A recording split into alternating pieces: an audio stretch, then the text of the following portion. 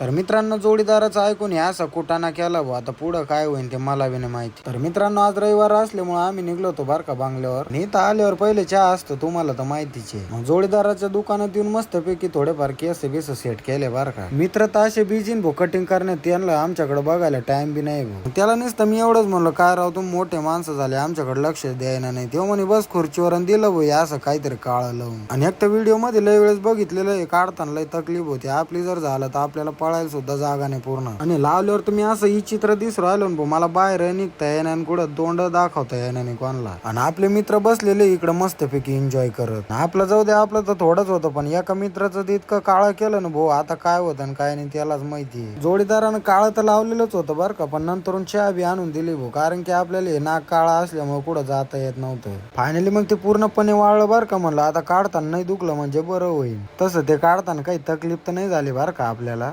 दुकानाच्या बाहेर येत नाही तर आपला मित्र आकाश भाई भेटला आणि तो म्हणे चाल पहिले गाडीकडून चक्कर मारून येऊ. हा आपला मित्र आकाश आहे, त्याची गाडी बर का. तर मित्रांनो, व्हिडिओ आवडला असेल तर नक्की लाईक करा. भेटूया नेक्स्ट व्हिडिओ मध्ये. Bye bye.